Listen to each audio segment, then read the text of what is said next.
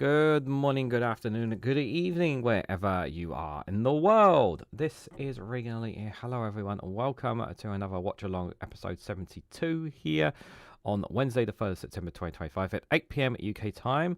This is the third live stream of the day, and we are dual streaming live on youtube.com/Reganelite and on twitch.tv/Reganelite1. For those who were there at Prime Minister's questions, I sincerely apologize. I don't know what happened with the mic. And when I tried to reset it, the only way I could reset the mic was I had to disable the live stream, which I wasn't going to do. So essentially, I actually had to cover Prime Minister's questions without actually talking about it. So yeah, it's really, really annoying. Volume is very low, says Trip. Are you sure it's not just you? Can anybody else confirm that? Because I haven't made any adjustments here.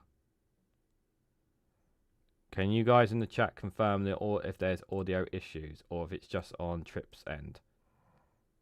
I need you guys to confirm. Yeah, I need you guys to confirm, otherwise I need to adjust it. So it's a bit low, but not problematic. Person. Okay, let me. It's a bit lower than usual. Okay, I don't know. Right. Let me. All right, how's that? Is that better? It's a bit loud though. It's at 200%. I've increased it to. And Dame again, it's good to see you there. I hope you are doing well. Impersonator, Jow, Ellie, Trip. Anybody else who may be in the chat. I'll put my phone on max on here as long as you don't back away from the mic low. Okay, well, I've increased the mic level, so... But there is one thing I did do. I have swapped over better. Okay, that's good to know. Right, all right. So, guys, let's dive straight into it. So, Nigel Farage got yanked, is the description I put in the description. Because he literally did get yanked. Before we actually hear from Nigel Farage, I wanted to play this on YouTube from Politics Joe. A nice, really nice here before we hear from the Frogman himself.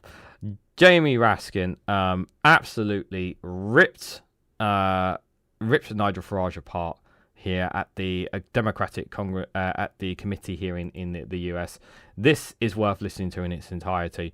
I hope you guys enjoy this because I sure as hell did.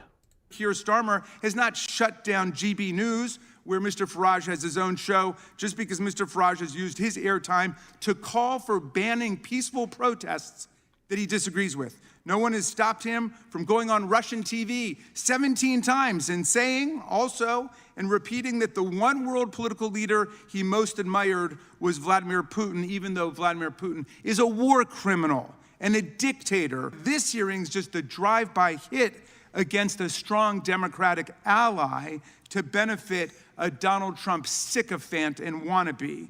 Thank you kindly, Mr. Chairman, and welcome to our witnesses. I imagine that in a hearing about threats to freedom of speech abroad, we might hear from a Russian dissident about Putin's massive violations of political freedom, or the death of Alexei Navalny in prison, or perhaps a Chinese pro-democracy activist about President Xi's attacks on free speech in Hong Kong, Tibet, Xinjiang, or the persecution trial of Jimmy Lai, or maybe a journalist about the Saudi Crown Prince's assassination of Jamal Khashoggi, the Washington Post writer who demanded freedom from religious persecution and oppression in Saudi Arabia. But no, not any of them, guys. Not any of them at all. You know, when we talk about freedom of speech and that being subdued, no, this is what we're getting instead. The dictators of the world have got nothing to fear from this hearing. The Republicans called it to attack our democratic allies in Europe. The star witness is not a human rights leader like Navalny, but a far-right, pro-Putin politician who leads the UK Reform Party, a party that has 4 members out of 650 members in the parliament. He calls England an authoritarian regime. while saying that Vladimir Putin is the world leader he admires the most. Wouldn't it be nice if people talked like this down to Farage? Wouldn't it be nice if we actually heard the British media take some of this on board? Wouldn't that be nice for a change, guys? Well, this hearing mimics Vice President J.D. Vance, who went to the Munich Security Conference in February. In the first 2 minutes of his speech, whitewashed the world's leading autocratic regimes, proclaiming that the threat that worries him is not Russia. It's not China, he said, but rather it's our European allies. Amazing.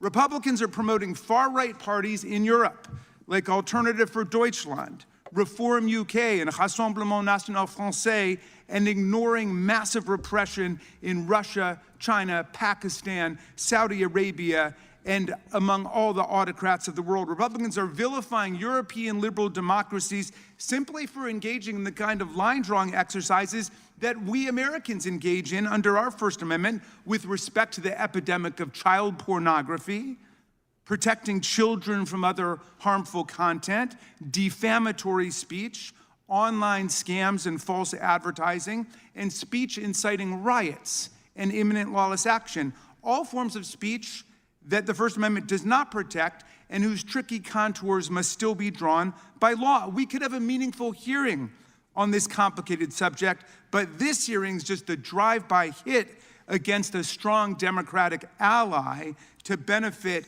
a Donald Trump sycophant and wannabe. But it's even worse than this. Not only are our colleagues ignoring intensifying repression in the world's dictatorships, they're also trying to distract the world from the attack on freedom taking place right here in America every single day. Americans aren't worried about the EU or the Online Safety Act in the UK. We're not worried about white nationalists not having enough license to incite lynch mobs to set immigrants on fire in their bedrooms. Americans are worried that Donald Trump is working to rewrite and whitewash American history. When you see those headlines there, like Trump saying Smithson focuses too much on how bad slavery was, Vance to wiping proper ideologies from the Smithson. Do you have any idea, like trying to dumb down the possibilities that, slavery wasn't that bad. You know what? Hitler wasn't that bad of a guy. You know what? Some of the things they did was maybe a bit tad too much, but, there were some good things there. Like, they're trying to push this narrative into people, into saying that some of the stuff that we did in the past as human beings, what the human race is doing now, especially in Gaza, Sudan, and Myanmar, and many others are doing, is horrific. But to try and play down slavery, like, do you have any idea how horrible that was for black people? Like, you have no idea what it was like for them to being changed, to be separated from family and kids, to be treated as nothing more than an animal. Like, it's absolutely insane. Our museums, our textbooks, and our national parks, to destroy PBS, NPR, and public broadcasting, to ban books in our libraries, and to censor any news stories critical of him by installing political henchmen in private broadcast rooms. Americans know that academic freedom is in danger when the administration cancels and withholds billions of dollars in scientific and medical research funding from American universities, even for urgent life-saving studies about breast cancer or heart attacks, as a way to force schools to impose government orthodoxy.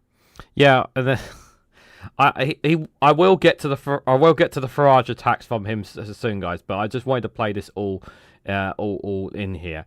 But yeah, what's happening in America is something that the likes of Farage and the likes of other right-wing parties are trying to replicate in their own nations, basically. On curriculum, hiring, admissions, and any student and faculty speech that MAGA considers politically incorrect. Americans see Trump trying to harass, intimidate, control, and shut down the press, like ABC, CBS, NBC, NPR, and PBS. The Republican-controlled FCC essentially blackmailed media companies Skydance and Paramount into agreeing to install a spy, a monitor, a minder, I think the Brits might say, to police CBS News programs to make sure that they are being sufficiently Trumpy in giving us the news in order to get approval of a merger from FCC. Yeah. So you've got to toe the Trump line. If you don't toe the Trump line, you're not getting anything there.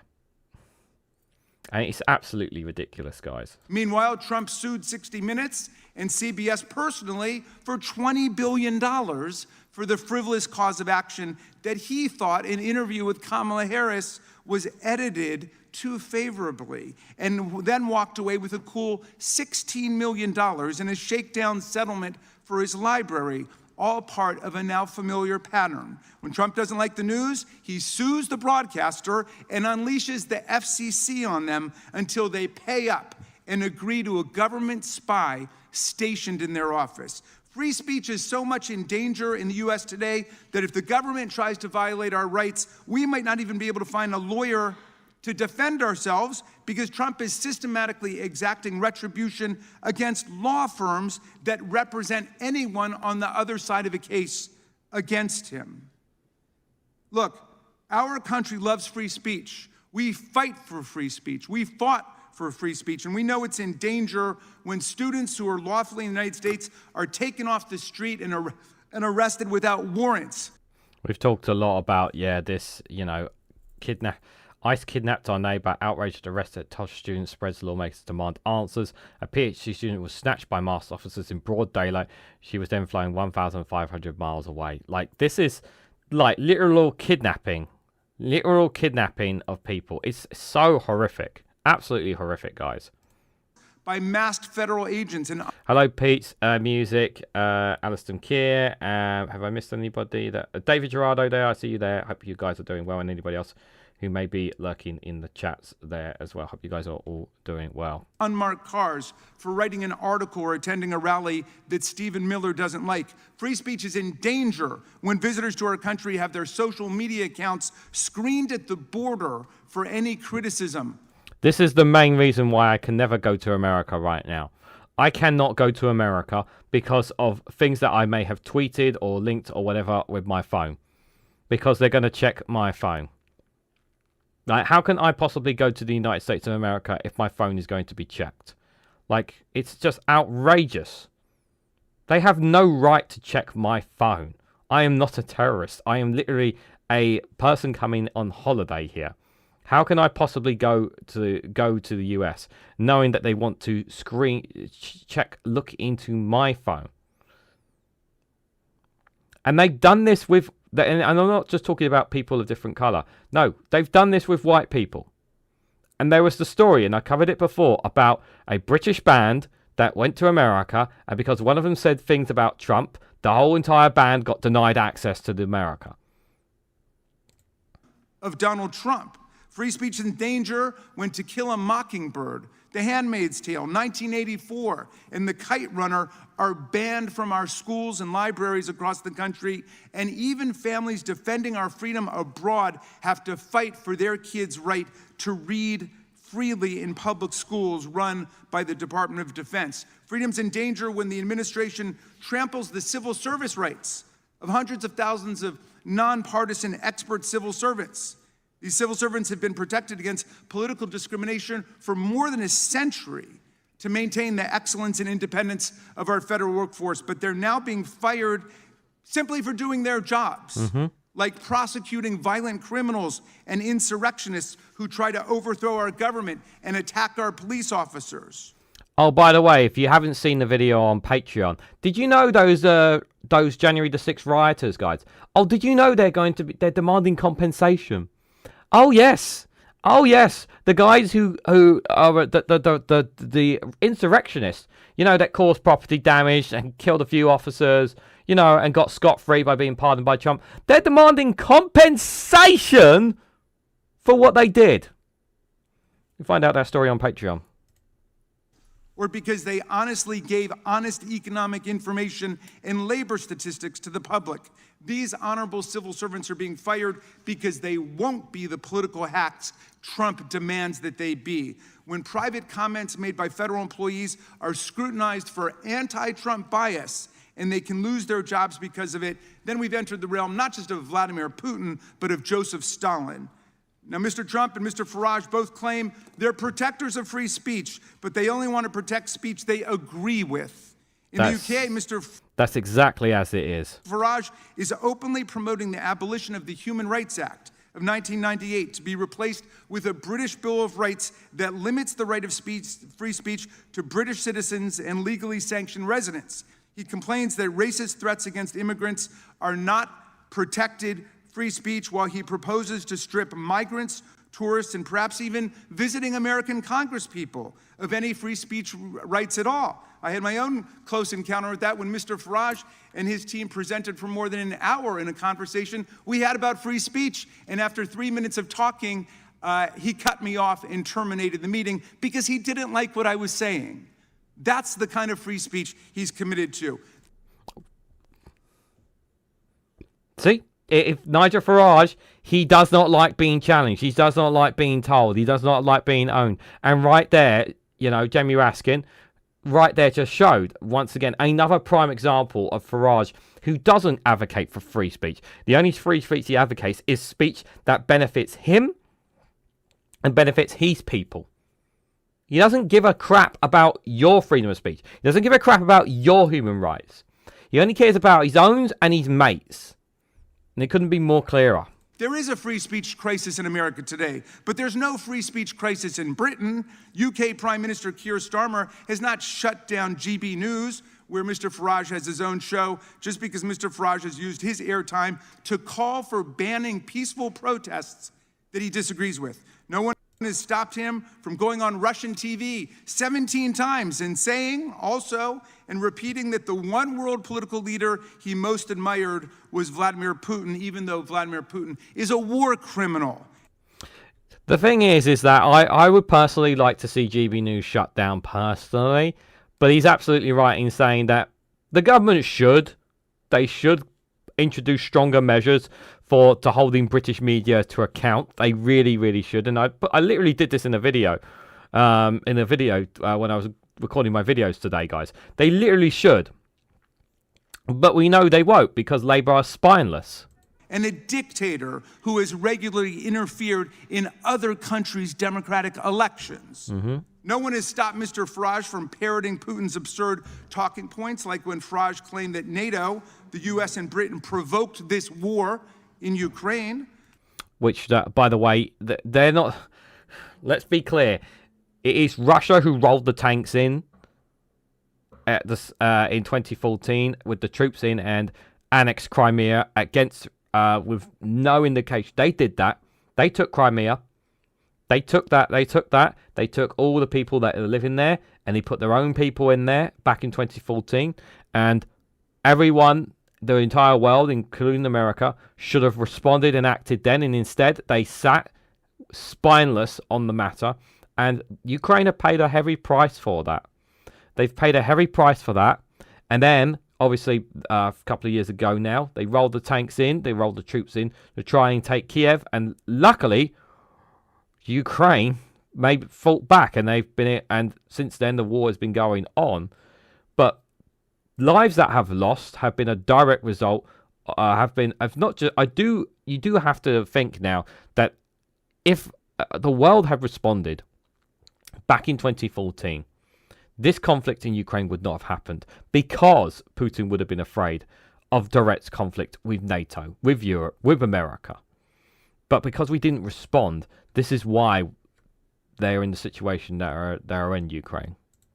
For a man who fashions himself as some kind of a free speech martyr, Mr. Farage seems most at home with the autocrats and dictators of the world who are crushing freedom on earth. Mm-hmm. Mr. Farage wants to get rid of the Online Safety Act in his country, a law shepherded by the Conservative Party and implemented by the Labour Party, which bans child pornography online, protects children from harmful content, forbids non-consensual pornography and other unlawful content. He should go and advance the positions he's taking here in Congress today in Parliament, which is meeting today, if he's serious about it. To the people of UK who think this Putin-loving free speech imposter and Trump sycophant will protect freedom in your country, come on over to America and see what Trump and MAGA are doing to destroy our freedom, kidnap college students off the street, ban books from our libraries, militarize our police and unleash them against our communities, take over our universities, wreck our professional civil service, and turn the government into a money-making machine for Trump and his family. You might think twice before you let Mr. Farage make Britain great again. What? Thank you, Politics Joe, for putting that together. I thought that was just brilliant. Just so good, guys. It was brutal. It was a brutal crackdown. Shall we hear some of the clashes? We will do in a bit. Let me read some of your comments, guys. Person says the non-reaction to Crimea being annexed made Dobby the House of feels safe to attack. Yep. They are all for free speech if we speak the same language. President Farage is a despicable little tool. Dave McGuinness says, is this on a loop? No, it is not. But you can find that video I just played on Politics Joe, David, if you want to have a watch of it yourself. But I have a couple of clips from Twitter that I'm going to be sharing in just a moment. I do want the full... I haven't got the full thing, and I do want the full thing, just for reference. Farage is a criminal and Russian asset everywhere except in the UK, says Jal. The racists love what's happening, says Trip. They do love what's happening. So, speaking of the frog, so here he is, and check it out, guys. You notice something on Nigel Farage there, right? He's got a pin badge. That's not the British flag, by the way. It's not even the English flag. Do you know what badge that is, guys? That's a badge of GB News that's on him. Not even British enough to put a Union Jack flag on the side, guys, to represent Britain. No, he's representing GB News. Tells you everything you need to know about this man.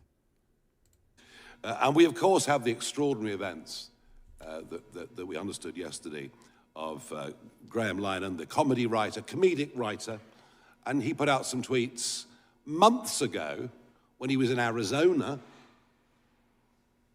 and months later he arrives at Heathrow Airport to be met by 5 armed police.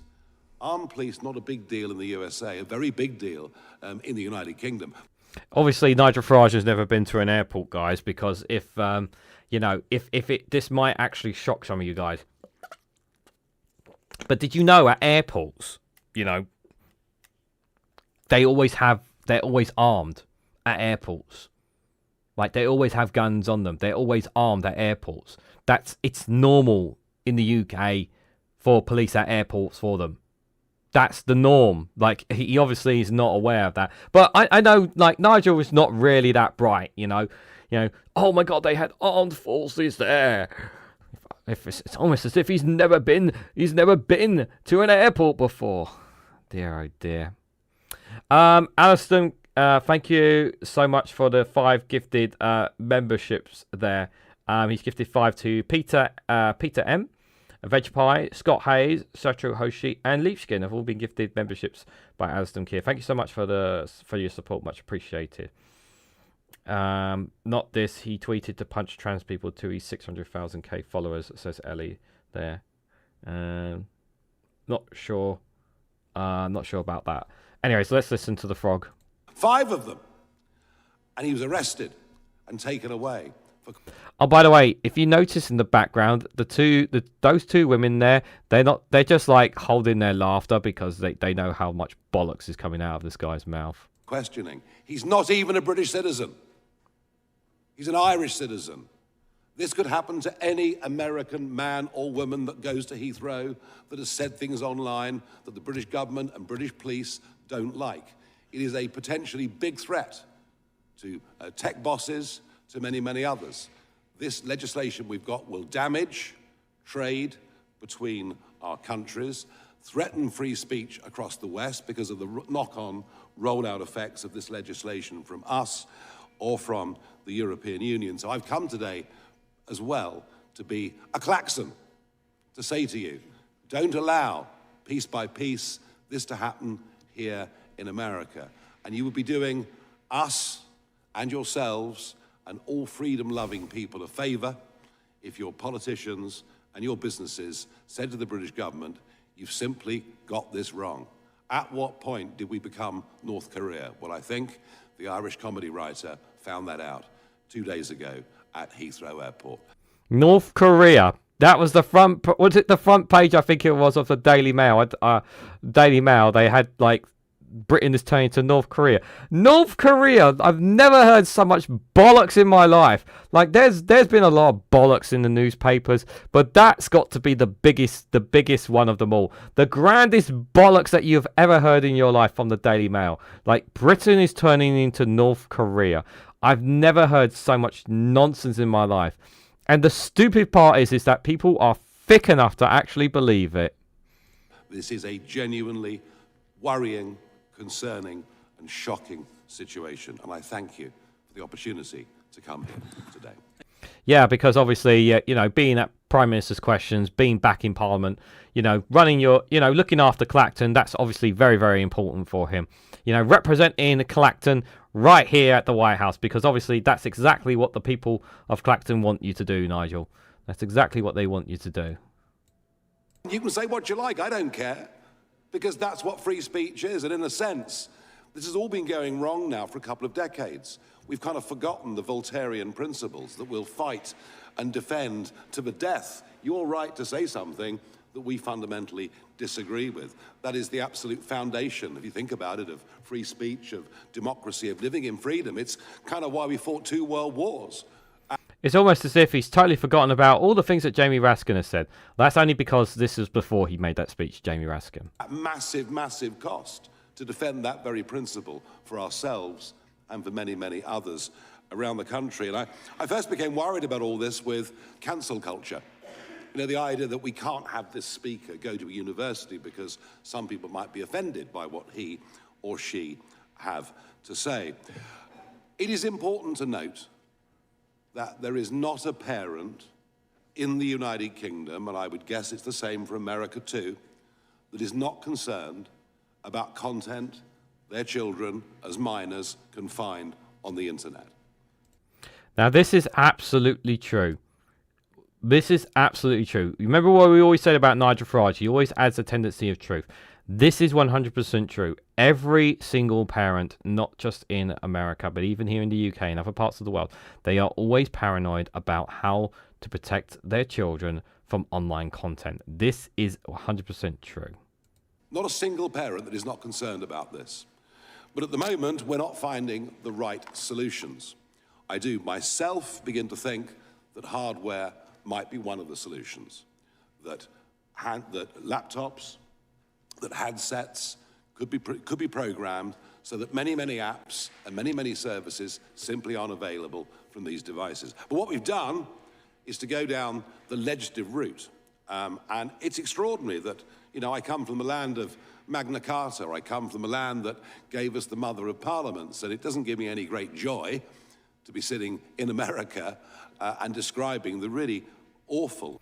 Oh, it doesn't give you any joy. Oh, maybe you should go back to Parliament then and actually do your, I don't know, your fucking job. I don't know. Maybe that's what you should be doing. I mean, I'm just saying.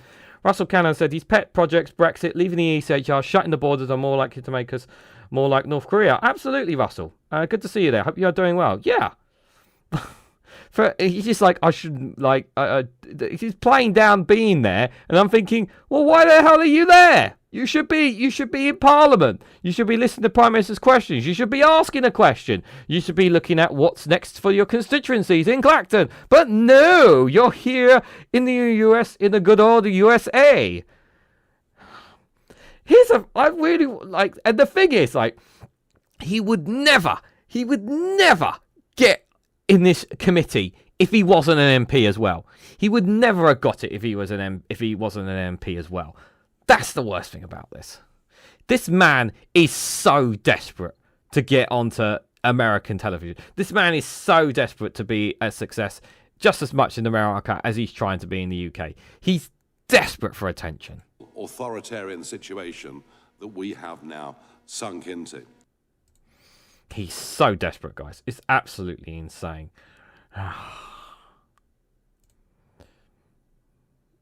Is this the one? Peaceful protest.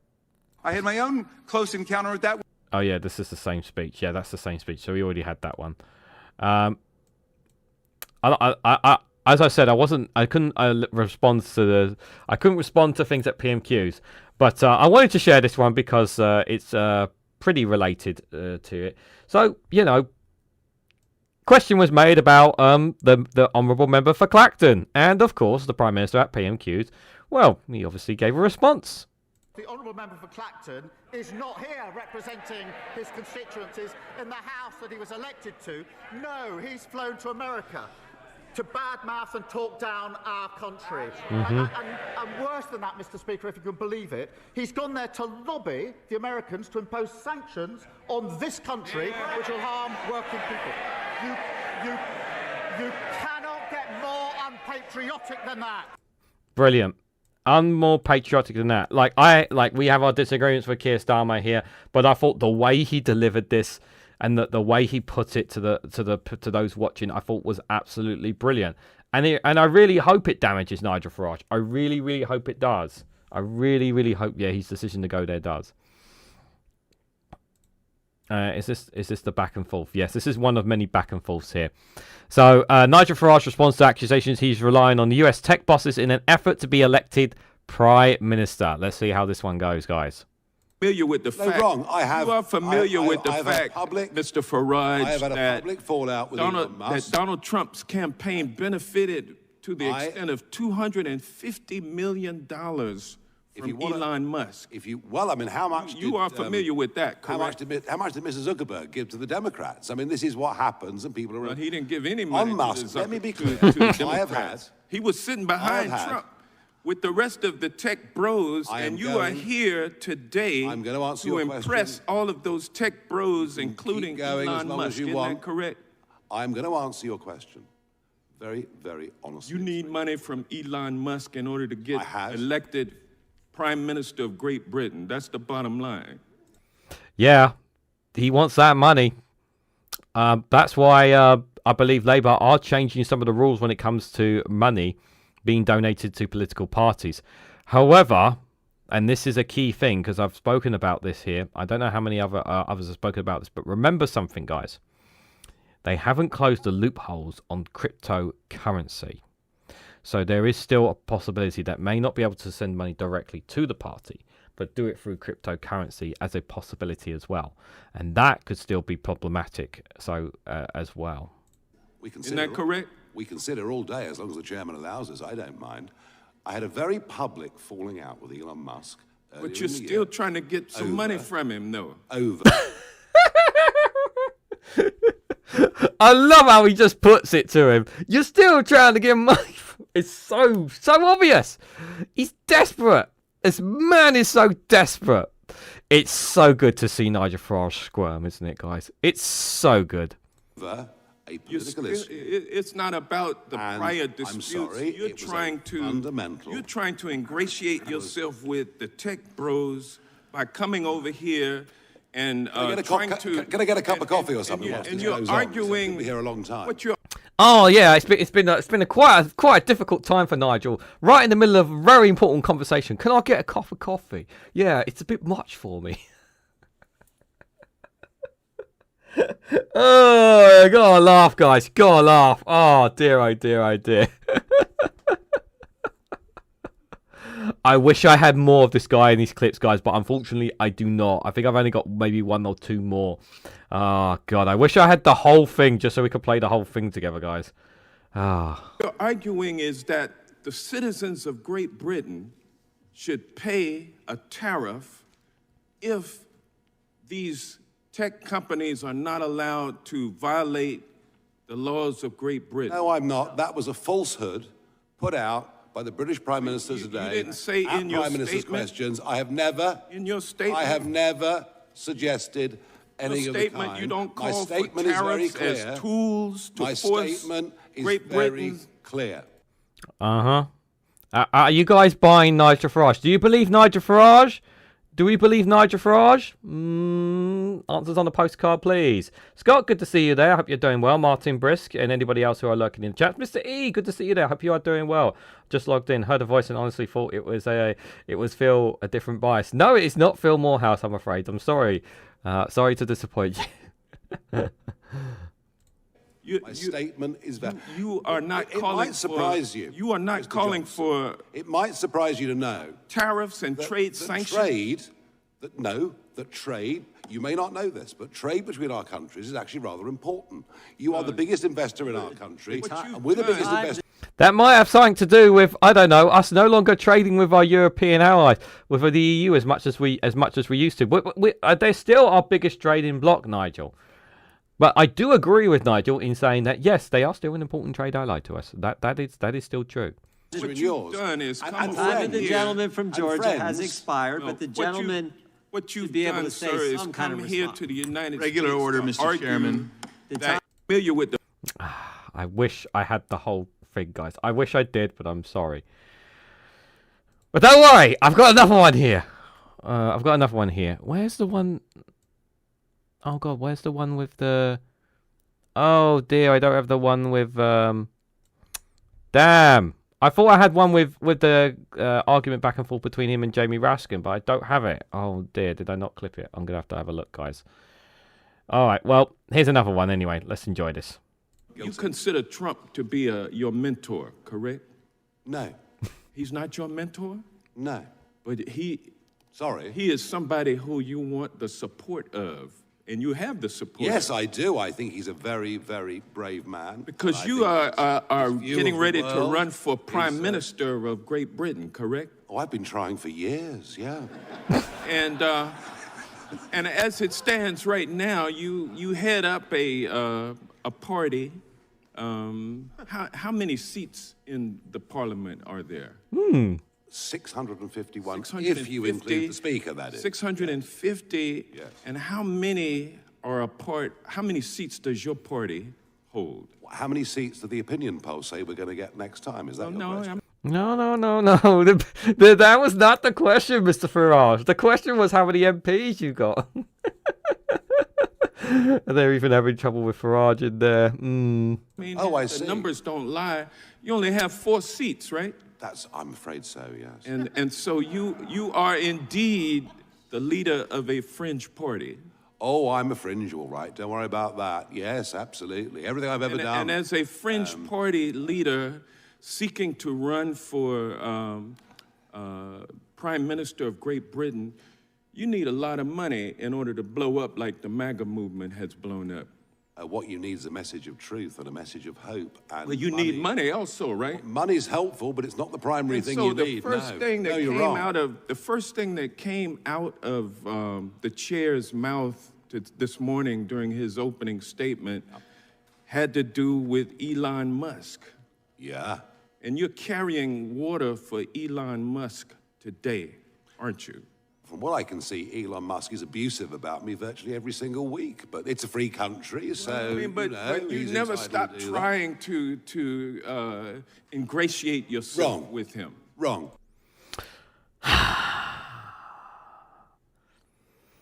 Oh, what is that, Alison Keir, you've just sent me? Is this the one where you're looking for? Hold on a sec, chat. I think Alison may have gotten something.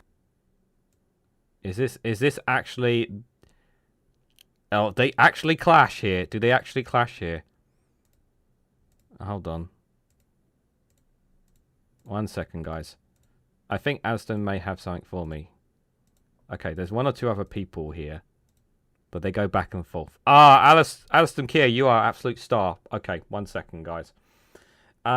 Looks like Jamie Raskin and Nigel Farage have rough clashes over free speech here. Thank you so much for that. I really appreciate the clip. 1 second, guys. I just need to adjust. Is that... I want to adjust the camera. I thought I had it adjusted before. Okay, thank you for this. So thank you, Alison Keir, for this. This is from Forward Breaking News. Jamie Raskin and Nigel Farage have rough clashes over free speech there. Yeah, that last clip was absolutely brilliant, guys. It's absolutely brilliant. I don't know. No. I think this. No. I've just had a quick nose. I can see here. There looks like there's some back and forth there. But there is one or two other people there anyway. But we'll listen to the whole thing. I'll turn on subtitles as well. The gentleman from Maryland is recognized. Thank you, Mr. Chairman. You know, when I was a professor of constitutional law, I used to teach my students that freedom of speech is like an apple, and everybody wants to take just one bite out of the apple. Somebody doesn't like left-wing speech. There's a bite. Somebody doesn't like right-wing speech. Somebody doesn't like feminist speech. Somebody doesn't like sexist speech. And everybody just wants to take one bite. But if we let everybody take a bite, at the end of the day, there's no apple left. It's all gone. So if you want to defend free speech and you want a society that's defined by free speech, you've got to accept even the speech you oppose, the speech that you abhor. Now, Professor Kay, we want to try to bring some objectivity to the conversation. I looked up the Reporters Without Borders rankings of every country in the world, according to press freedom. Norway was number 1. North Korea was number 179. It's like a totalitarian dungeon. The UK was number 20. The US was number 57 under Trump, down from 45, where it was before. Russia, which some people here lionize, was at 171, right? So if we were going to undertake a serious study of the state of press freedom all over the world, for example, where should our focus be? I appreciate that question. I have a very long list that I could highlight. But just tell us methodologically, quickly, how we should go about doing it if we wanted to undertake this in a serious way. Absolutely. I mean, I would really use the lens of what do we need as a democracy in order to be well-informed, in order to make choices about our democracy, to make choices about our health. What do we need? We need an open press. We need open government. We need access. We absolutely don't want to see websites scrubbed, as this administration has done. So I would look at it through that lens, through the lens of what we need in order to have a democracy. Gotcha. Mr. Farage, first of all, to be called charming by you, a man of your evident erudition and dazzling brilliance, is undoubtedly a Lifetime Achievement Award for me, so I will hold it closely. But I wanted to ask you about your commitment to the freedom of speech universally. I think it's a principle that you advocate for everyone, not just for people who are in your party or people you agree with. You said that there should not have been a protest against the Gaza war in the UK. And then when it went ahead, the police refused to shut it down. You called them gutless for not shutting it down. Do you regret having opposed that, given that there was no violence there and there were 700,000 people who wanted to express themselves that day?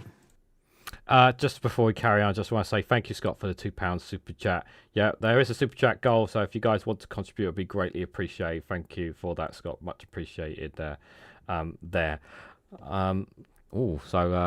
Very, very like Jamie Raskin. Good done his homework here, hasn't he? I have not opposed people standing up and protesting in favor of people living in Gaza at all. There was one particular day, and it was the Sunday nearest November the 11th, which was when we had big memorial services in London, and I think a march being allowed to go ahead on that day would have been a mistake. Any other day, fine. Oh, I see. Who gets to decide that? What I think actually is something that is embedded in the country, something that is absolutely fundamental to. That's why we have a written constitution. You might take that idea back to the UK with you. Well, because the freedom of speech applies 365 days a year here under the First Amendment, not 364, 363, depending on some politicians heckling the government and telling them to shut down free speech.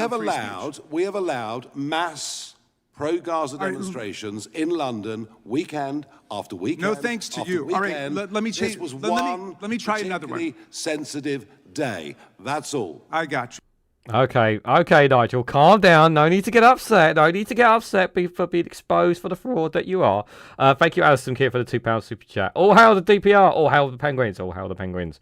or how the DPR indeed. Yeah, he seems quite rattled by that question there. And yeah, I would, for someone who cares so much about free speech, I care about free speech too, Jamie. Maybe, Nigel, you should take up the idea of a constitution. You might actually get a few more voters on board if you want to introduce some form of constitution. Something that would enshrine our freedom of speech in the UK. Maybe we should have something like that. We would love to have a constitution. Maybe you should have a look into that. It was a sensitive day. And I thought that's what the freedom of speech was about. You have a right to engage in speech that other people consider offensive or insensitive. But in any event, you've made yourself clear, Mr. Farage. 64 days a year if they want. You've made yourself clear to your constituents in Claxton today. Let me ask you this. Claxton. This is how little minuscule these people think that the politicians think of Nigel Farage here. Clacton. I wonder how the people of Clacton feel about Nigel Farage being here and still not in Parliament doing his job, guys. You've banned journalists from your political events that you disagree with, haven't you? Oh, yes. Guys, you remember this story, right? You remember, right? We talked about this story this week. Oh. See, this is why I like Jamie Raskin here. He's got his finger on the pulse here, hasn't he, guys? Mr. E, thank you so much for that £10 super chat. Great expectations, Pip. That's what the apple is about. Great oaks from little acorns grow. Yes, indeed. Thank you so much, Mr. E. That's very generous of you, £10 super chat. It's extremely kind of you. Thank you. Thank you for your support. I really appreciate it. There. Oh, let's... What could possibly go wrong with this conversation, guys? No, in fact, I'm the only political Really? leader At your in Britain. convention, you didn't ban journalists and revoke their credentials? Oh, yes, of course. How could I forget about that? Yes, that's right. Certain journalists were banned from Reform UK's conference. Do you guys remember that? It was only selected journalists went in. I think it was like the Daily Mail got in, the Times got in. Oh, of course, GB News not only got in, they had their own panel and everything. I think Talk TV got in. Did The Guardian get let in? I don't think they did, guys. Did Barline Times get allowed in? I don't think they did. Oh, what about Femi? Femi goes to all the conferences. Do you think he was allowed in? No, he wasn't allowed in either. But, Nigel Farage is all for freedom of speech, guys. All for freedom of speech.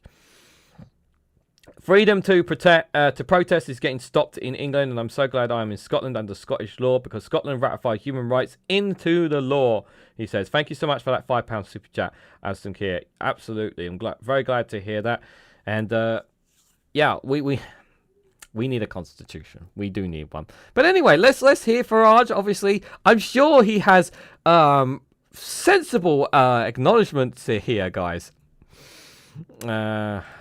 I take the average press conference. I take 25 questions. No, that wasn't my question, Mr. Farage. We're politicians, so we see what you're doing. I'm asking you a direct question. Well, thank you. I'm asking you a direct question, and I hope you can answer it. Why do you ban journalists who oppose your views from coming to your events? Why did you tell your party?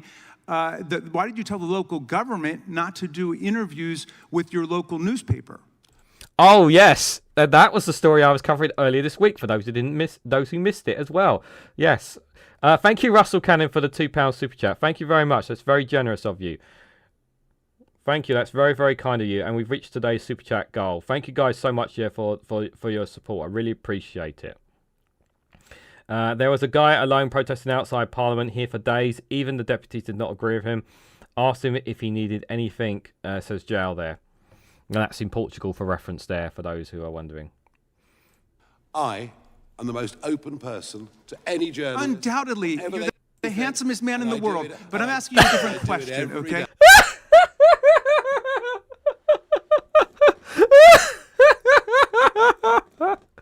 We gotta laugh, guys. Oh, we gotta laugh. Oh, God. Oh, God. Oh. This... I'm sorry, guys. I have to say this is so satisfying seeing him get roasted. Oh, this is long fucking overdue for this guy. Long overdue. That's not my question. My question for you is, and it's legit, why do you ban journalists that you disagree with from your political events, like from your convention? I don't. Okay, and you say you've never done that?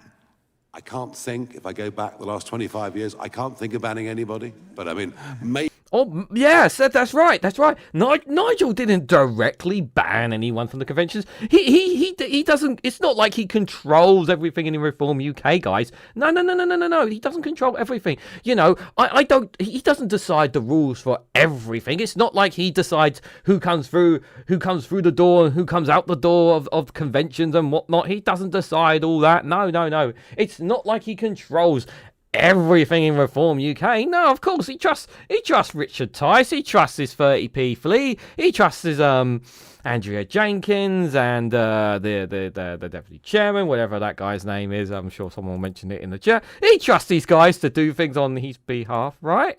It's not like he's a control freak of his own political party, right? Oh. Right. Maybe somebody else did, but look, I see. It was somebody else who did it. I do more. Yeah. It was that guy. It was that guy, guys. It was that guy over there. I take more questions. All right. From journalists. Do you have all any the other objections? leaders added up together. Okay. Mr. Price, let me ask you. You're an honest man. Do you have any objection to the things you've heard about what Donald Trump is doing in the United States of America, going after law firms, for example, banning them from federal buildings and federal courthouses, stripping them of security clearance, saying they can never get federal jobs or contracts because he doesn't like something one of the lawyers at the firm did? Do you think there's a First Amendment problem with that, as our courts have found? There's a lot of information you've put into that. It's good to talk to you again after London. Yeah, have you followed that at all? I haven't. I have to be perfectly honest with you now. Okay, do you have any problems with anything Donald Trump has done with respect to free speech and freedom of expression in America? Or you just haven't followed it? I'm not as well. There are plenty of people here better informed on American matters than I. And we are. So thank you very much. And Mr. Chairman, thank you for your indulgence. So what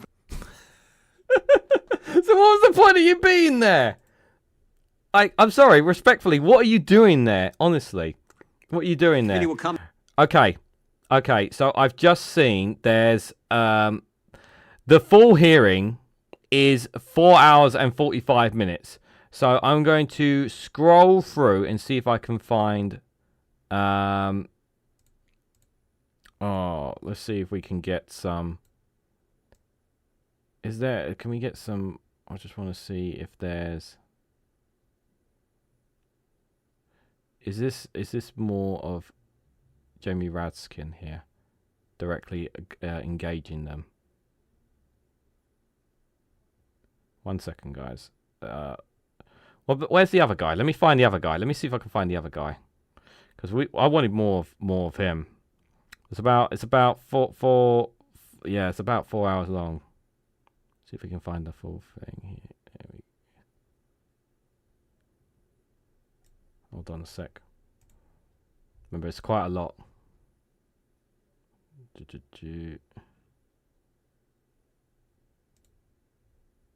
Gentleman from Georgia is recognized.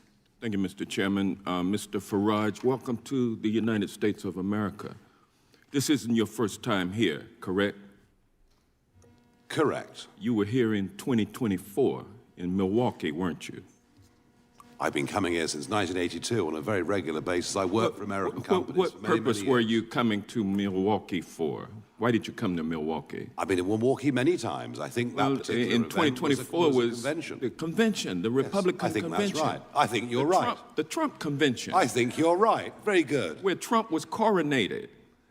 Well, he won, didn't he? I mean, yes, he had already won. Happens, we already knew who had won. It's called political And it was parties. his coronation, and you attended, and you also attended Trump rallies, correct? I've attended lots of Trump rallies. Make America Great Again rallies, yes. many of them. And you upbeat, optimistic, happy, wonderful, joyous events. Publicly endorsed his... I thoroughly enjoyed them. I've even spoken of You endorsed him for president, and you attended his election night watch party. I did. And you consider Trump to be your mentor, correct? No. He's not your Oh, we already heard that bit. mentor? No. But he is somebody who you want the support of, and you have the support. Yes, I do. I think he's a very, very brave man. Because you are... Let me see. Can we go a little bit... Is there anything on this that we haven't heard? A tariff if these tech companies are not allowed... Yeah, we've heard that already. I'm just trying to see if there's any other good ones here. This is going to take too long. You know what, guys? I think there's going to be more roasting of Farage. You're going to see more clips come out. And but I think I don't really want to hear from. Oh, okay. Let's do this one then. Yields back. The gentleman from Florida is recognized. So this one here, I'm being very polite. Things get tense as Moscowitz grills Farage about the Epstein list. Okay. Thank you, Mr. Chairman. Mr. Farage, thanks for being here, coming across the pond. I'm sorry to hear you're leaving the hearing early. Well, there's not a question of leaving the hearing early, but I do have other things to do. Yes. Oh, where are you going? I'm so sorry about that. It's okay. Where are you going? It's not lunch, I promise you. It's not lunch. You're not going to have lunch. I don't think so, no. No lunch. Sad, isn't You're it? meeting with the president? I can't remember what the schedule is. It's possible. You can't remember. Oh, okay. You'll be. Remember, this guy can't get an audience with the president. Remember, this guy can't get an audience with the president. Okay. All right. Let me slow it down. Let me slow it down here. If you're meeting with the president. I'm being very polite, and I'm not going to tell you what I'm doing this afternoon, but I can assure you that... But there's the free speech hearing. You're not going to tell me what you're doing this afternoon? Free speech is one thing. Discretion's quite another, too. Okay. All right, so you're leaving to have lunch with the president. So, Mr. Farage, I have a question. Have you heard about the Epstein thing that's going on here? I have. You have? What do you think about it? I'm not going to give comment on anything happening in America. I'm here as a witness. Perfect. I'm here as a witness. Oh, okay. Dodging the question. Okay, Mr. For we want, they want to ask you questions. Like, here's the thing. Like, why the fuck are you even there if you're not even prepared to answer some questions? Like, come on. And now he's running away. Why is he running away? Is it because he's scared? Is it because he's been exposed? Oh, dear. I'm here as a witness for what is happening in the United Kingdom and in the European Perfect. Let me just go through it. So it's been 9 months, right, since we've been meeting in these hearings. We've not had Pam Bondi here, even though we have jurisdiction over the Department of Justice, not Dan Bungie. The gentleman yield? Not Kash Patel. I will 100%. We'll go back and forth. Let me just do my thing. Okay. Well, I'm just going to correct. Kash Patel's coming in 2 weeks. I'll give you an extra 10 seconds. Kash Patel, the director of FBI, is coming in 2 weeks, and the Attorney General's coming in 4 weeks. Fantastic. But still, we're not doing that this week. The week we're having votes on the Epstein thing. So, Pam Bondi gives the influencers, these Republican influencers, a binder. It says Part 1 of the Epstein files. Don't know if you saw it. It was quite spectacular. The Attorney General then says the Epstein list is on her desk. Then DOJ issues a memo, says there is no list. Then, you have any questions about any of that? We've had no hearings on any of that at all. That, the list is on my desk, then there is no list. Then we gave binders to Republican influencers. This committee's had no questions on any of how that transpired at the Department of Justice. Then hold on. Well, it sounds like you're going to in the next few weeks. So that's a jolly good thing. Mr. Farage, we can talk soon, but not yet. Okay. Right. So then the president comes out and says the whole thing's a hoax. He blasts his own base. He blames Barack Obama. I mean, he hasn't been president for a very long time. Republicans then in committee vote against the release in the Rules Committee. Then Republicans refuse to go back in the Rules Committee because they're getting blasted for their vote, getting crushed by their own base. Congress leaves a day early. Then the administration sends the Deputy Attorney General to meet with Maxwell in jail. He happens to be Trump's former personal attorney. She says something favorable about the president. Miraculously, she gets transferred to a minimum security prison. The president starts talking about how he has the right to pardon her if he wanted to. The leaks to the Wall Street Journal then stop. We come back from break. We have the Massey petition. Comer does a document dump where 97% of these documents are already public. How long has he had those documents? Why hasn't he released them for the last 6 weeks? Does it the day of the vote. Then Republicans drop a non-binding resolution trying to kill the Massey discharge petition. The White House said passing the Massey discharge petition is a hostile act. By the way, this is all going to go in Farage's one ear and out in the other, whatever question he's going to end up bringing up. But he's just putting this out there to the American people. Wow. That's a lot of distraction and deflection and misinformation. Wait, passing a discharge petition to release the Epstein files, the White House said would be a hostile act. Nope, we have no questions about that. But why? Why is it that we're spending so much political capital to keep this list from coming out? You think the list should come out? You think we should know the people who dealt with Mr. Epstein, Mr. Farage? I thought I was coming to a hearing on free speech, not process. Oh, well, listen, but here's the good... It sounds like you're discussing process. No. Do you think the list should come out? I have no opinion on it. I don't know at all. So we have victims that were sexually abused by potentially people in power, and we don't know who's on the list. I'm very happy. Hold on, Mr. Farage. We don't know who's on the list. We don't know who's on the list. We don't know if the president is or is not. I'm not going to say he is or isn't. I'm just going to say these are weird behaviors. We don't know that there aren't other people in Congress that are on the list, right? We have no idea. Do you think the list should come out? You think people in power should be held to account for these victims who have been sexually abused and assaulted? You think the list should come out? I think that I'm very happy to come to a different hearing where you talk about legal process. Okay. But today, Will the gentleman yield for a quick question? Were you aware that he has already called for the Epstein file to be released? It has been reported that he has called for it to be released. Oh, yeah, right here, just to refresh your memory. Yeah, but I happen to have this. But that's not How what random. But that is not. Look, you can. Oh no, Mr. Farage, but that's not what I'm here for. I'm not here for the Epstein files. That's not what I'm here for, guys. Oh. Ask me if you like about Do you agree social with security yourself? policy. Do you agree with yourself? We are here to discuss free speech. Hold on, it's awkward for your lunch after this? Do you agree with yourself? No, it isn't at all. Mr. Chairman, I'm just curious. This committee has jurisdiction over the Department of Justice. Yeah. Why have we allowed Comer to cover this up for the last couple of months? As I said, why is this committee not taking said jurisdiction? 6 weeks ago that we will have the FBI director in, we will have the attorney general in, and we are doing that in 2 weeks. You can you can go through that whole list. That whole list, you can do whatever you want to do with. I got lots of questions for the FBI director, including the whistleblower who came forward and told him that Adam Schiff leaked classified information. I want to ask him about that as well as the issues you all want to ask him about. That's why he's coming, so we can ask all these questions and follow the process, as Mr. Farage just talked about. Mr. The Chairman, gentleman from Virginia. Unanimous consent. Unanimous consent. All right, we got one more, guys. I think, yeah, you know what? I think I'm gonna do some Zack Polanski after this, guys, and I'll leave the Gaza, and I'll instead of covering Gaza, I'm gonna show you some good warm heart stories before we later on, guys. But I want to do one. There's one more here. I'm not sure how interesting it's gonna be, but Nigel Farage here. There's one here left that I'm gonna look at. Nigel Farage stuns Jim Jordan with stories of police arresting people over social media posts. Now, bear in mind, Jim Jordan is a Republican as well, guys. So yields back. Mr. Chairman, I ask unanimous consent. You see request from John McAuliffe? Yes, I ask unanimous consent that the Politico ad or news that was dated June 27, 2025, saying Gavin Newsom sues for $787 million be placed in the record. Without objection. Mr. Price, has anything in the Digital Services Act changed in the last year? No, sir. Hasn't been amended, hasn't been changed at all? No, sir. So everything Mr. Breton wrote 1 year ago today, well, August 12, 2024, that's still in place, where he said to an American running an American company about an interview that was yet to happen, future happen interview, threatened this individual. None of that nothing in the law has changed that would change what actions this individual took.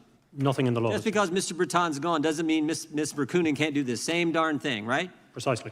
Yeah, and that's the concern. Mr. Price, is this statement, we need to take back our country, is that statement hate speech? We don't really know what hate speech is. It's so vague, and that's the problem with it. I wouldn't regard that as hate speech. Well, you may not, but the EU regulators do, because they had a workshop on May 25th where, this is part of our investigation, material we'd subpoenaed, they gave us this information. They said it is hate speech. That's a concern, right? Yes, sir. And it could be made by an American and be termed hate speech, and there could be some ramifications for Americans' First Amendment liberties. Is that accurate? Yes, sir. Okay, Mr. Price, what's a trusted flagger? A trusted flagger is an NGO or a private organization that's recognized under the DSA, and if they identify or a complaint has been made... Wait. Recognized by who? Oh, the terms of the DSA. Oh, and the national regulators and the commission as well. Okay, and they do what? So they're recognized by the government. They're approved by the government. Yes, all right? And what do they do? If they identify content that they regard as illegal content, the companies have to give priority to removing that content. Oh, so people that the government approves tell companies what they can allow on their platform and what they can't. right? That's correct, sir. And the same people who approved these folks are the same people who conducted the workshop and said, we need to take back our country as hate speech. Is that fair to say? I told you he's a fucking arsehole. That's correct, sir. Yeah, and that's the concern. And what happens if these trusted flaggers approved by the government, the same government that says we need to take back our country as hate speech? By the way, I think that statement is made probably more by Democrats right now than Republicans. I think the head of the Democrat National Committee made that statement like 3 months ago at a big Democrat rally or something they were having. So the same people who say that's hate speech approve the trusted flaggers, who then tell the platforms what they can and can't have on their platform. And if they don't agree with what the trusted flaggers say, there's civil penalties. Is that right? Yes, sir. Both under national law and the DSA, investigations begin, and there's a whole process that can result in enforcement and then ultimately crippling fines for companies. And those... Yeah, because obviously Jim Jordan, obviously, as you said, yeah, sponsored by Facebook. Yeah, because obviously Jim Jordan, obviously, is just looking to, you know, basically attack Europe and their regulations on social media companies because they don't like that is being regulated in Europe. Crippling fines of civil penalties can be what, 5%, 10% of global revenue, depending on the Online Services Act or the DSA? Under the DSA, 6%. 6%? Wow, that's a lot of money because these are big companies, right? Yes, sir. Now, Mr. Farage, it's not just civil penalties, though. And this is where it gets really scary.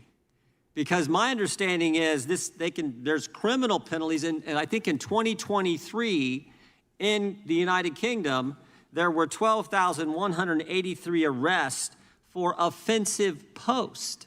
12,000 people arrested for things they posted online that some trusted flagger approved by the government, the same government that says what's being said at the Democrat National Committee, we need to take back our country, is hate speech. That's a scary scenario. Is that right? It's very important. You know, you see what he's doing here. He's twisting it. He's twisting, obviously, what it actually is. You know, people who he's being very. I don't know how true that is, and I'm going to take it with a massive pinch of salt. But let him play his scenario out just for the sake of it, guys. Yeah, they're massive statistics, and I mean, some of it comes under non-crime hate incidents. So you've said something on social media, someone's taken objection, and you get the knock at the door? That's not true. It's not a case of someone's objecting. It is when someone is inciting something, i.e. a certain Lucy who basically wanted to see the fucking asylum seekers hotel burned to the ground. From the police, sort of warning you that if you do this again, something may happen. And this has now been broadened out. I mean, Mr. Price made the point, what is hate speech? How do you define hate speech? And that's the problem, isn't it, with all of these laws? Yep. That we finish up in a position where local police forces, etc., have to choose their own interpretations. I think... Well, the interpretations is not helping. The Online Safety Act does have flaws, and we've talked about the flaws of the Online Safety Act, that is for sure. And seeing the police arresting people for Palestine action has definitely not been helpful either. Again, as I said to you earlier, the timing of this hearing today is perfect because the head of the Metropolitan Police, who arrested Graham Lennon at Heathrow Airport, he's thrown the ball back now to the British Home Secretary and the government to say, please tell us, what is this law intended? What are we supposed as the police to do? So that's not true. I think we're going to have a much more rapid debate about this. But my worry is it may get worse, if I may quickly. Yep. Because the Labour government now are intending to pass a law that has a definition of Islamophobia.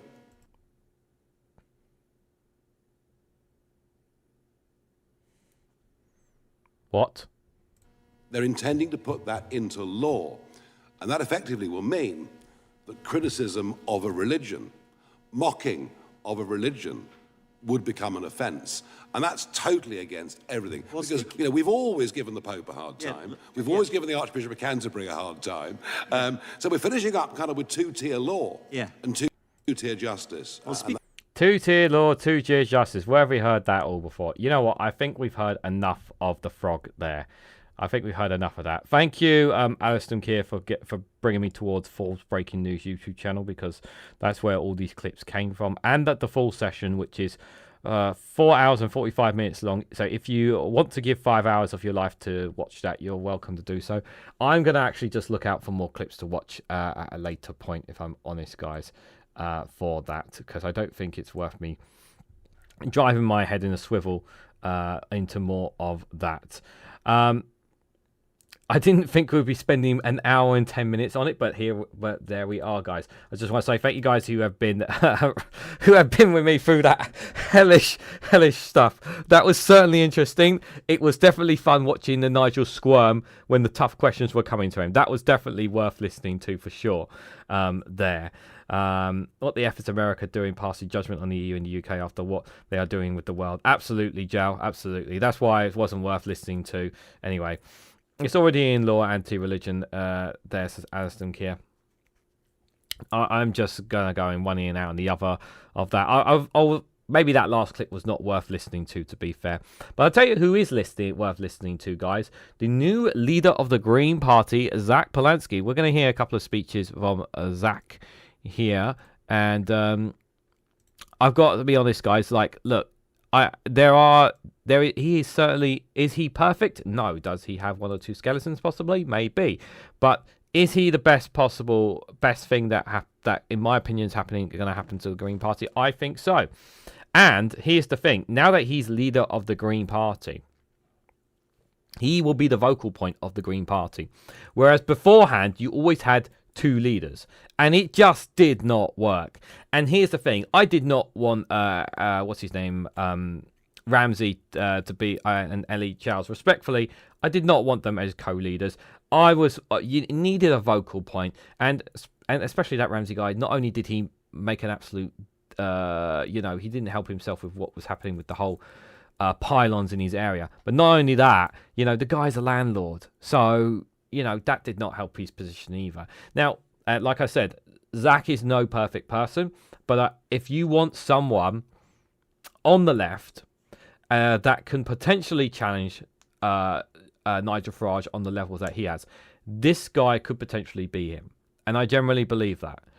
Now, it could all blow up in my face and it could find out it might not work, but I guess we'll wait and see. Also, guys, just so I put this out there, we're going to come to it, but he started his own podcast as well. So Zack Polanski is going to be doing a podcast, weekly show every week as well, to engage with public audience, which I think is a fantastic thing as well. And Alison Keir has just provided a link to Giles' YouTube channel, so if you guys want to check out his content as well, feel free to do so. Also, I know Dave McGuinness is lurking in the chat. If you're not subscribed to the Two Davies channel, please consider subscribing to the Two Davies channel. Dave McGuinness and Dave Mulligan, they do wonderful work every Monday and Thursday together at 4 p.m. While Dave McGuinness does a paper review every Monday and Friday at 10:30 a.m. So if you could join them for that, feel free to do so as well. Great stuff they do there. So let's listen to a couple of speeches from Zack Polanski here. People in this country are exhausted. They are tired. They are sick of working long hours and never feeling secure. They see water companies pumping sewage into our waters and charging us extra for the privilege. And they see how broken the old two-party system is. And we know this political space has been ripe for charlatans like Nigel Farage and Reform. Millionaires who are pretending to serve working class communities, but are actually backed by the same billionaires who are destroying our democracies, our communities, and our planet. So it is an absolute moral responsibility in this moment for the Green Party to step up with the bold politics that I know that we have, to say to people that we can and we will lower your bills. We will nationalise the water companies. We will hold this Labour government to account. Because when we look at Keir Starmer and what this government have been doing, whether it's the two-child benefit cap, the disability cuts, the genocide in Gaza, my message to Labour is very clear. We are not here to be disappointed by you. We are not here to be concerned by you. We're here to replace you. I love that. Here to replace you. I mean, yes, the ambition is huge, but I really do think he's going to make some traction here. Let's hear more from Zack here. Here he was talking to Sky News here, but here's a piece of it from the Green Party's Twitter account. Excuse me. This is a huge moment for the Green Party. We have a failing Labour government, both on the two-child benefit cap, the disability cuts, the genocide in Gaza, and we know that Reform are trying to swoop in. There is a space for bold leadership, a party that is unapologetic about what it stands for and what it stands against. So in terms of what I want to see next, I want to see the Green Party grow. I want to see lots more members joining. We know thousands of people. Lots more MPs as well, don't you? Indeed, exactly that. So I'm hoping to see 30, 40 MPs at the next election. What I really want, though, is in those communities where people badly need help right now. We've seen times where poor people have got poorer and rich people have got richer. We need a wealth tax, we need redistribution of wealth, and we need to be funding our public services. I think this is a moment for a new kind of politics. We know that fascism is at our doorstep. It really is that serious. We've seen that with Farage's press conferences. We've seen it with the constant capitulation by Keir Starmer to the right. And actually, I want to make sure that Keir Starmer is more worried about the Green Party than he is about reform. My eyes very much are on the future about how do we make sure that we're growing the Green Party, and one way we can do that is by people joining the Green Party today and recognise we're going to take the fight to power and wealth, and we're going to turn this country around. Yeah, great stuff there as well. I'm going to play the I think this is very important as well on Zack Polanski's position when it comes to Jeremy Corbyn. So, and I did cover this. I've covered this. I didn't cover this in a video. I think I covered it in a short video anyway. But I wanted to highlight this here for you guys anyway. That Zack Polanski is open to working with Jeremy Corbyn and the so-called Your Party at the moment, because they don't have an official name.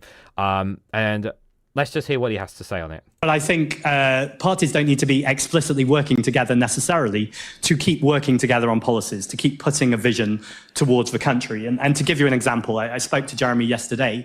He's having a Gaza inquiry later on this week. Now, many of you will remember the Chilcot inquiry over Iraq. Jeremy Corbyn and various MPs have been supporting the idea of a Gaza inquiry, so a live-streamed inquiry where everyone can see evidence about what is happening. We don't need to be in the same party for me to support that. We don't even need to be allies, quote unquote, for me to support that. What I see is a politician who is doing strong principled work that aligns with the things I care about and the party cares about. And I think that's a different and new kind of politics. And I think that's a politics that's really going to excite this country. And where's the second question? I had the second part. I know I had the second part. What did I do with the second part? Sausages. What did I do with the second part? Do I really have to go down? I really have to... I thought I bookmarked it. I did bookmark it, but where did I bookmark it to? There we go. There's more on this here. Here's the part 2. Do you think about the party that he's setting up? Would you work together with them? Would you have an alliance? The first thing I'd say is this idea of radical left politics. If we're talking about what are the policies there, we want to nationalise the water companies. We want to tax multimillionaires and billionaires. We want to make sure that we're tackling the climate crisis and protecting nature. I think these are policies that are popular in the country. And actually, although they're considered radical left, I think that sometimes in the past, people who have advocated for these policies have allowed themselves to take on those labels, as opposed to going, these are policies that the 99% of communities want. These are people who don't...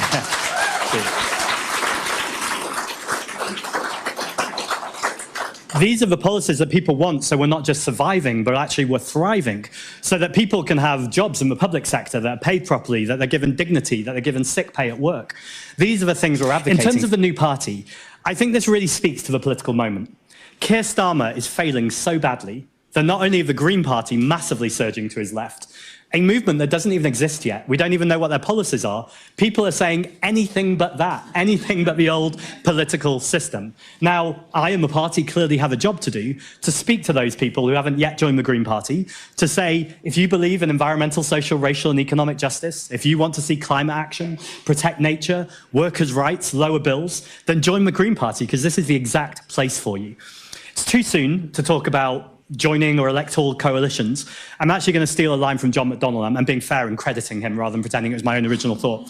He said he's not interested right now in electoral coalitions. He's interested in intellectual coalitions. And I think that's a really sharp phrase, because I know the MPs, in fact, anyone in the party, wants to work, and as they do in Parliament, with anyone who wants to challenge a failing Labour government and take on fascism and the far right. And so collaboration, cooperation is in our DNA and as a party. So I'm watching what's happening very closely, but my real focus and the party's focus right now is growing this party that nearly got 2 million votes, that has 39 second place finishes. We're going to see more councillors and more MPs. The Green Party's moment is now. Do you think? He says so. He's saying a lot of the right things again, and I think his response is very good. Not too much of jumping the gun of what other people are saying about jumping the gun too much there, but saying what he needs to say is just like, look, he's right in saying it's far too early to jump to conclusions of like what's happening with the so-called Your Party, and it's really important. We have to wait and see until what the party's name is. We don't even know what its clear policies are. It's gonna take time before it becomes quite clear.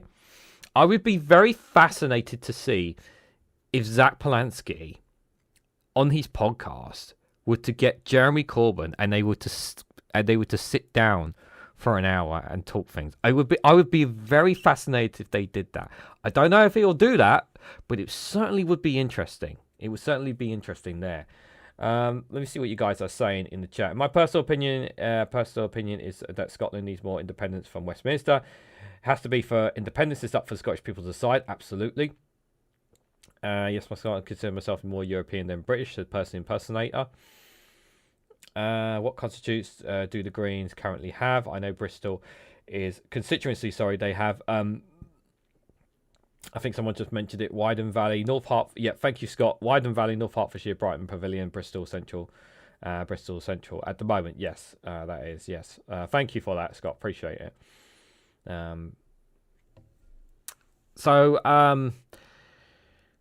I love this. This here on GB News. Ed the fuck up balls tries to be an asshole here. If you listen very carefully to what he says to Zack Polanski here. Zack Polanski on Good Morning Britain perfectly describes how first past the post fails the British public. Whoever they vote for, they should be able to vote for something, not be forced into voting for a lesser evil. It's time to crack first past the post and give everyone an equal vote and stake in our policies.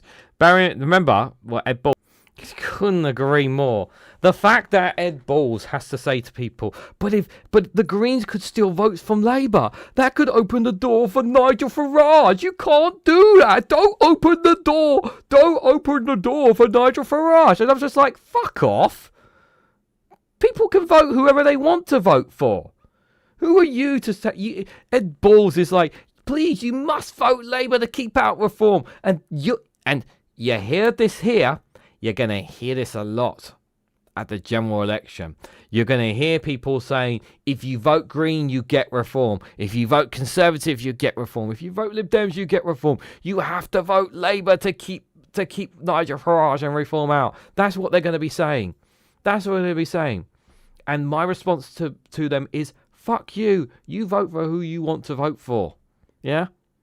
Don't listen to Ed Balls. Yeah? If they lose if Labour lose a constituency, they lost because they didn't do enough as a government, not because they didn't get the vote, not because you chose to vote for this party instead of vote for Labour because Labour actually have the best shot of being in this constituency. No, if you want to vote for a certain party, you vote for a certain party, guys.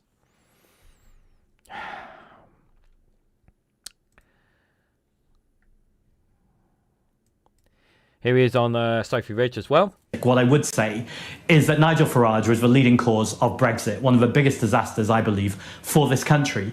And that man still has the audacity on the national stage to suggest that he wants to remove himself from other organisations. I believe ultimately our heart is in the European Union.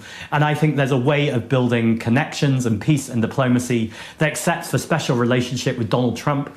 But America more widely has lots of questions for lots of people in this country.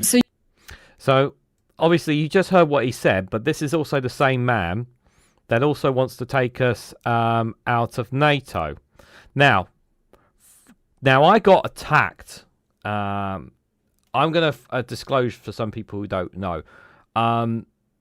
Basically, I got attacked, for basically somebody was... I was on Max's live stream last night, not going to name the person, but essentially the person was not happy that I was challenging him on these views on Zack Polanski because he actually stated that that Zack Polanski is a threat to national security.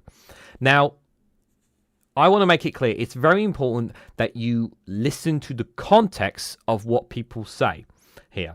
Now, did Zack Polanski say he wants us to leave NATO? Yes. But, again, you need to listen to the context of what he is saying and not just read the fucking headline and just assume.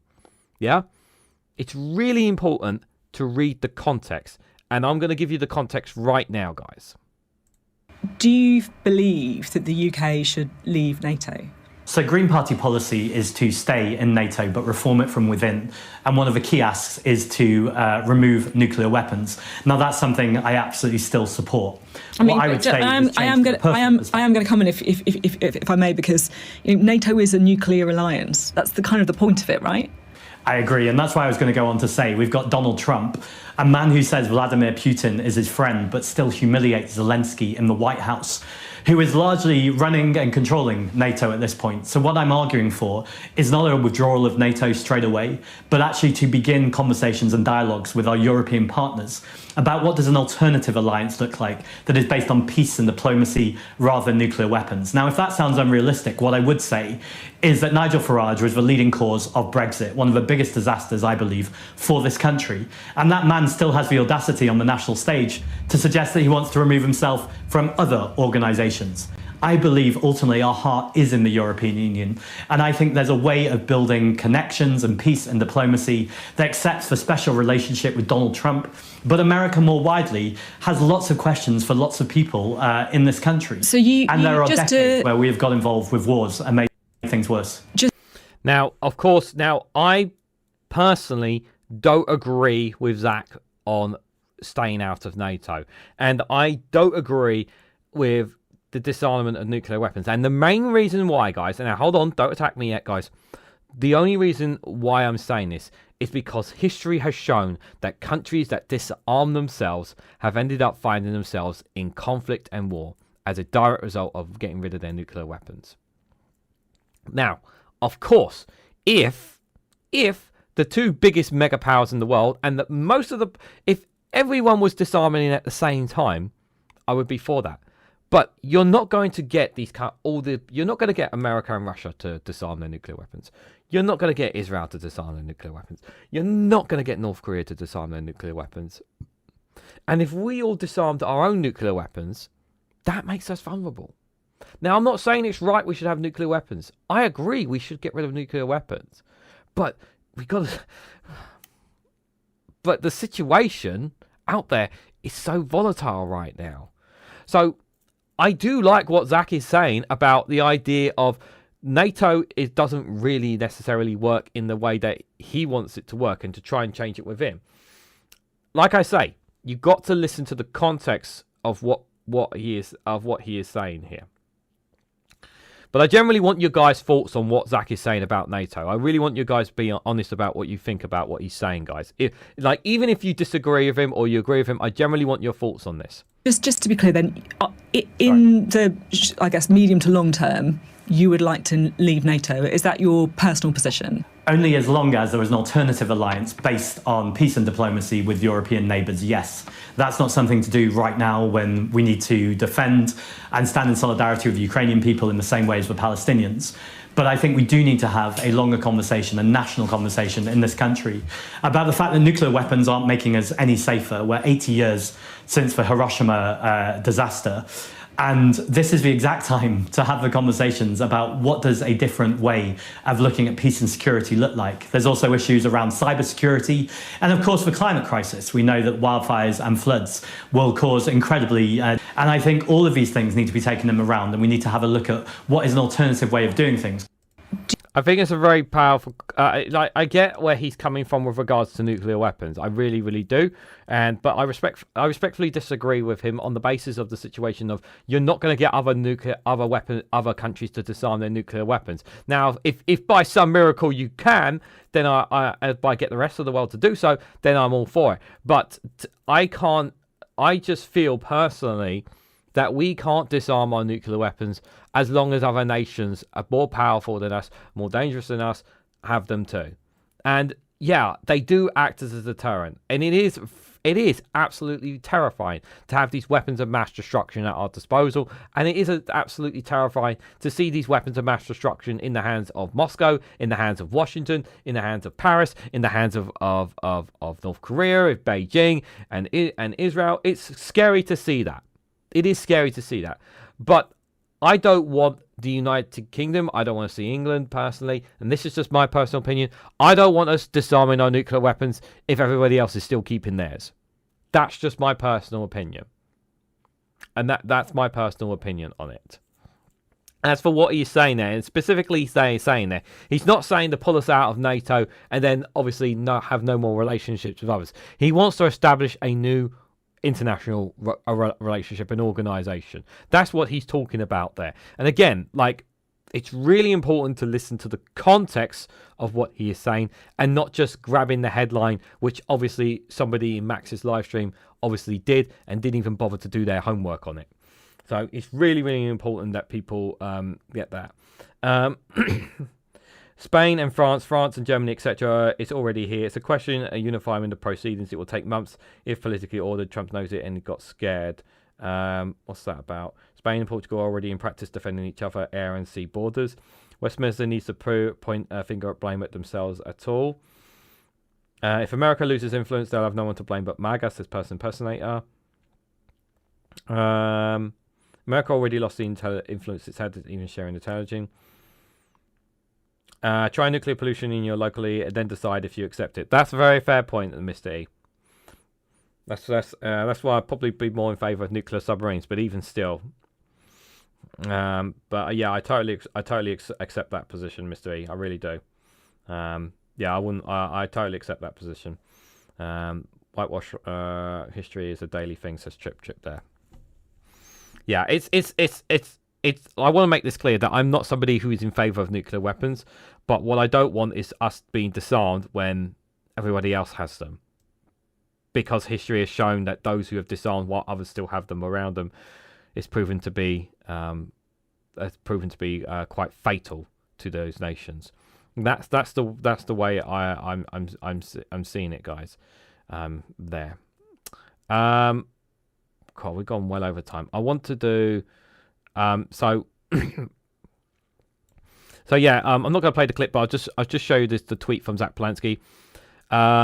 So join me every Wednesday on his new podcast called Bold Politics, the only podcast left by the current leader. Link in the bio. I'm just going to open it up quickly and just show you guys if he's going to open up the link. He hasn't put the link there. That's not very smart of him. But yeah, but keep an eye out for his podcast Bold Politics. Excuse me. And just have a listen for yourself. Don't take my word on just Zack Polanski, just my views, but have a listen to his podcast once and just form your own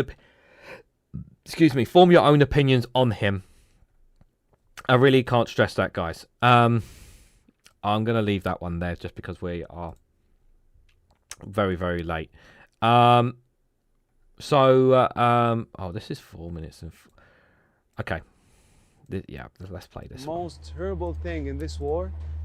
Most terrible thing in this war. Okay, for some reason I can't pause this, but this is most terrible thing in this war.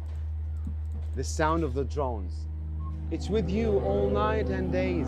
I'm just gonna play this. This is the last video I'll play. Your mind gonna blow. Today there's a lot of drones. I'm gonna sing a song today with drones. شيل شيل يا جمالي شيل يا حوطك بالله دم الشهيد معطر بالهيل ليل يا ليلو شيل شيل يا جمالي شيل يا حوطك بالله دم الشهيد معطر بالهيل ليل يا ليلو ويل ويل عالظالمين ويل ويل ويل لا أسهر على نجوم الليل أنا ناديله شيل شيل يا جمالي شيل يا حوطك بالله And the kids, they told me, Mister, we have headache from this noise. Can we stop the music? I told them no. We're gonna sing, and we're gonna sing with it. So they told me, what we're gonna sing? I told them, concentrate for the tone of the drone. It's gonna be A or E. So we make A like this, and the kids do it like me, and goes, شيل شيل يا جمالي شيل يا حوضك بالله. So this is the idea of the song that we're gonna make the baddest sound in this war to something beautiful.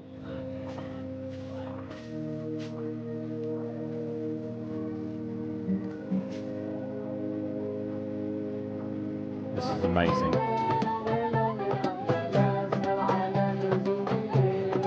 I displaced almost 30 times. I was living in a shelter. My friend bring a guitar and give it to me and told me play. Since the first of the war, I'm not thinking about music. This is the first time that I hold the guitar, and I hold it in the middle of the camp and play the guitar, and all the kids gathering around me, and we sang. We have a very beautiful moment. In these moments, I forget the war. They get me back to normal life.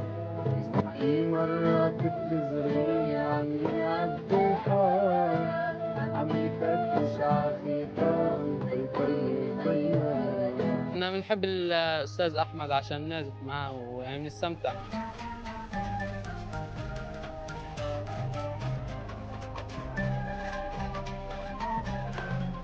I talked to the manager of the camp that I am going to make a music activity there, and he laughed at me and told me, "Hey, Ahmed, we need food, we need water."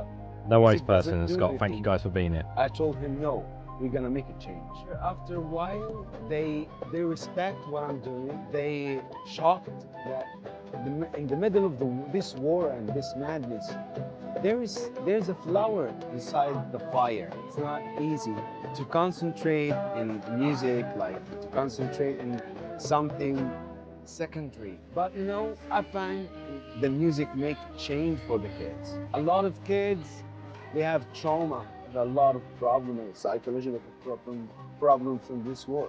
After 1 month of music activity, and I'm using the music therapist with them, I shocked because the family comes to my tent and thanks me and told me, "You have changed our kids' life. They are now better, they are singing, they have something to do." صباحنا بنرفع عن نفسيتنا، بنطلعنا من جو الكآبة والحرب والقتل والشهداء والدمار، والموسيقى صار جزء من حياتنا. برافو عليك، بس نظبطها أكثر. Ahmed said he's found a new purpose in life after seeing how much his music could comfort children amid the devastation. I have a lot of wins in my heart, but I never show anybody that I'm sad. I have to smile. From the kids, when we gather and make music sessions, it's let me forget what I'm suffering because I can see the achievement of what I'm doing, that the kids are happy, their family is happy, and I do something good for my community, especially the kids, because they are innocent. And I think all the people must think about that to help the kids of Gaza.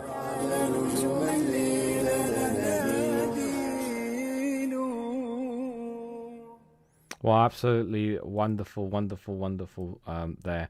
For some stupid reason, I couldn't pause it, which was absolutely annoying. But yeah, I thought that was just needed with everything that's Most happened. terrible thing in this. Okay, I could pause it now. We just needed that, you know.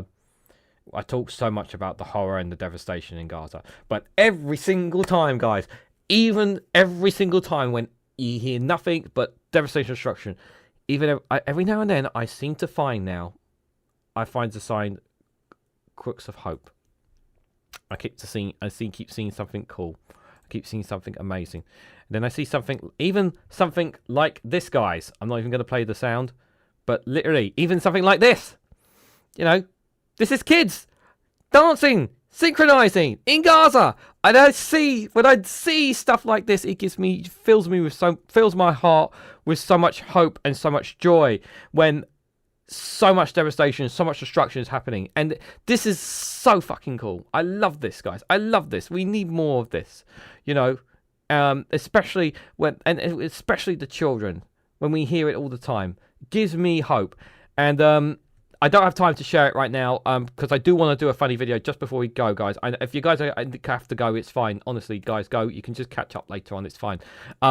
But the Freedom Flotillas and the boats, they are already set sail from Barcelona to Gaza with the intention of breaking the blockade to try and get aid and medicine. Greta Thunberg and a bunch of others are doing that. I had clips I wanted to share with you guys with that, but I don't have time for it today. But obviously, do keep an eye out. I'll try and keep you guys updated with as much as I possibly can on that. But I really hope they break the blockade and they actually get to Gaza and they get some aid, much needed aid to the people there. But of course, we always need a bit of laughter, guys. I love good, warm, high stories, but we also need a bit of laughter. And of course, who could we possibly ask for laughter better more than the great Maggie Reed? And the devil is not happy. The devil did not get their victim. They did not get their victim, guys. Disappointing. What the hell, God? Sorry, force of habit. I know. It just wasn't his time. I do all this prep work for a no-show, and now I've got 2 really disappointed roommates who are going to show Donald a really special time down here. Sorry, guys. What the hell happened? No, I just realized that I wanted him to experience a little bit more on Earth. Some hardships, some consequences, comeuppance, my wrath. Then after that, he's all yours. Okay, well, when you put it that way, take your time. Just make it painful. You're so bad. That's what they tell me. Oh, Satan. Oh, I would have just skipped to getting rid of him, unfortunately, but no, that wasn't the case. So guys, I just want to say quickly, because I know it's late for many people, I want to say thank you guys for coming along. Thank you guys for all your comments. Thank you for those who left super chats today. Really appreciate it. Thank you guys so much. It really does help financially support me in the work that I do here whenever you guys leave super chats and gifted memberships. So thank you to everyone who done so today. I really appreciate it. I know a lot of people came out tonight for this live stream, so thank you guys so much. Some of you are familiar faces, some of you guys 1 or 2 new faces, and do come and check out more. I'll be live again tomorrow at 8 p.m. And I'll be back live tomorrow at 11 a.m. for the Good Morning Show. So if you could join me for those live streams, feel free to do so. But guys, thank you again. I really appreciate that. It was a great live stream, and I hope you guys enjoyed it. Hope you found it informative, helpful, and got a laugh out of Nigel Farage getting his ass kicked in America as well. That was definitely definitely the highlight of the live stream, guys. But of course, I want to just share with you guys as well.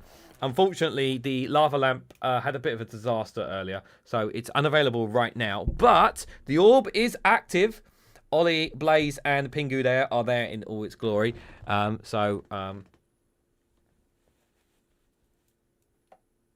He's happy. He wanted to express his happiness because people were very supportive to the Democratic Penguins Republic and to the gang. And by the way, for those who are new here, if you're a member, you get emojis of all these guys as well. Did you know that? Yes, they do. You do for being members. So guys, just before I go, I have one last thing to say. If you haven't already, hit the like button. Be greatly appreciated. Share this across social media. Subscribe to the channel if you haven't already. Do check out Rumble and Patreon. There's exclusive free content on those platforms if you want to check them out as well. And if you want to financially support me in the work that I do here, consider becoming a YouTube member for as little as 99p. So thank you all so much for watching, and I hope to catch you all very, very soon.